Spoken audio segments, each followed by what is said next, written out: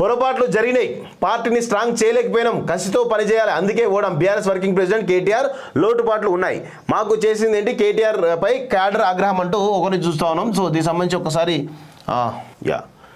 మన వల్ల పొరపాట్లు జరిగాయి. ఇక్కడ చూడండి, ఇక కార్యకర్తలపై నెట్టేటువంటి ప్రయత్నం జరుగుతూ ఉంది. దయచేసి బీఆర్ఎస్ కార్యకర్తలారా, ఇగో ఈ యొక్క అహంభావి అహంకారి యొక్క విధానాల వల్లనే మీ పార్టీ ఓడిపోయింది అనేది ఇప్పటికైనా గుర్తుపెట్టుకోండి.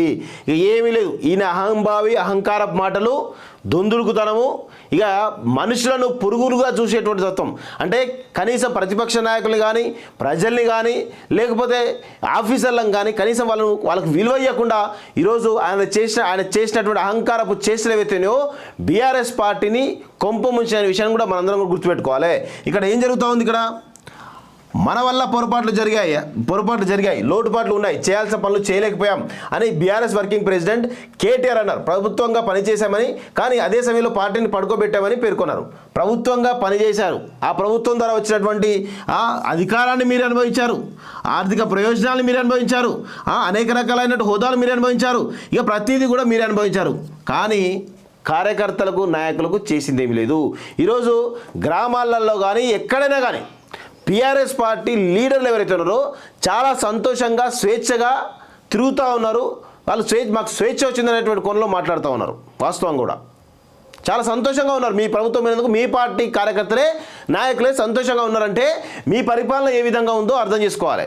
ఒక కార్యకర్తను పట్టించుకోలే, ఒక నాయకుని పట్టించుకోలే, వాళ్ళు ఇంకా పట్టించుకోకపోవడం కాకుండా చీప్గా చూడడం, ఇంకేమంటారు ఇక్కడ. కానీ అదే సమయంలో పార్టీ పడుకోబెట్టాలని పేర్కొన్నారు. తెలంగాణ భవన్లో గురువారం నిర్వహించిన కరీంనగర్ పార్లమెంట్ సన్నాహక సమావేశంలో కేటీఆర్ మాట్లాడారు. సోషల్ మీడియాపై ఫోకస్ పెంచాలని, దుష్ప్రచారాలను ఎప్పటికప్పుడు తిప్పికొట్టాలని సూచించారు. బీజేపీపై ప్రజలకు విశ్వాసం లేదని, ప్రత్యామ్నాయం బీఆర్ఎస్ అని అన్నారు. కొత్తగా అధికారులకు వచ్చిన వారు విర్రవీగుతున్నారని, కేసులు పెడతారని, బెదిరిస్తారని పేర్కొన్నారు. ఎవరు భయపడొద్దని, తాము అండగా ఉంటామని భరోసా ఇచ్చారు. దయచేసి నేను కార్యకర్తలకు కూడా చెప్తాను, బీఆర్ఎస్ సంబంధించిన నాయకులకు కార్యకర్తలకు కూడా చెప్తాను, ఇలాంటి అహంకారుల కోసం దయచేసి మీ జీవితాలు పరంగా పెట్టకండి. తెలంగాణ ఉద్యమంలో మీ జీవితం పరంగా పెట్టిరు, తెలంగాణ వచ్చిన తర్వాత ఈ ప్రభుత్వంలో కూడా మీ జీవితాలు పరంగా పెట్టిరు, ఇప్పుడు కూడా మీ జీవితాలు పరంగా పెట్టి మీ కుటుంబాలను ఆగజిద్దాం అనుకుంటారా మీరు? మీ కుటుంబాలని ఇంకా ఎన్ని రోజులు మీ కుటుంబాలకి వేదన?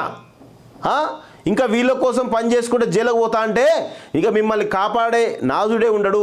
వీళ్ళకు అధికారం కోసం తప్ప మన ప్రజల ప్రయోజనాల కోసం కానీ, కార్యకర్తల ప్రయోజనాలు కానీ కార్యకర్తలు కనీసం పట్టించుకునే పరిస్థితి ఉండదు.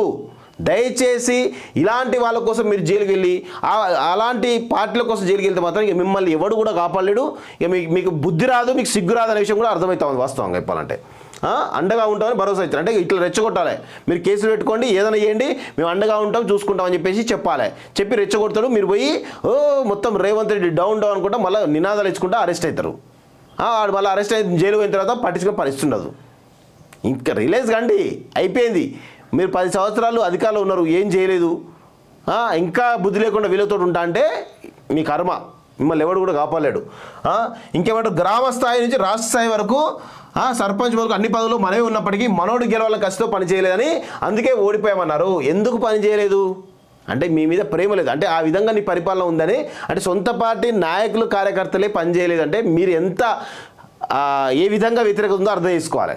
ఇంకా దానికి 32 యూట్యూబ్ ఛానళ్ళు అది దాని కూడా మాట్లాడినావు. ఇక్కడేమో పొరపాట్లు జరిగాయని చెప్తున్నావు, మరి పొరపాట్లు ఎత్తి చూపింది ఎవరు? ఆ ఛానల్లే కదా.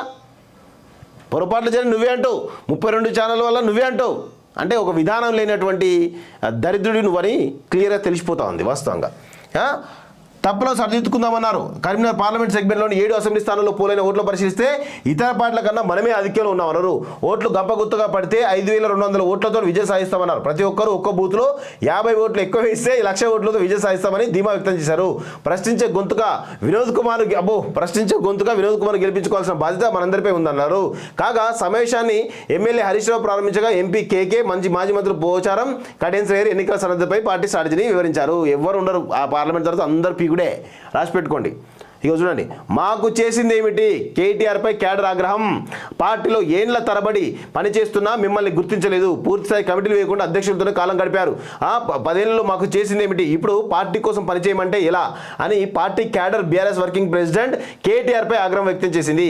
తెలంగాణ భవన్లో గురువారం నిర్వహించిన కరీంనగర్ పార్లమెంటు సన్నాహక సమావేశంలో పలువురు నేతలు పార్టీ పనితీరుపై అసంతృప్తి వ్యక్తం చేశారు. నేతల మధ్య విభేదాలు ఉన్నాయని, వాటిని పరిష్కారం చూపకపోతే పార్లమెంట్ ఎన్నికల్లో ఓటమి చవి చూడాల్సి వస్తుందని హెచ్చరించారు.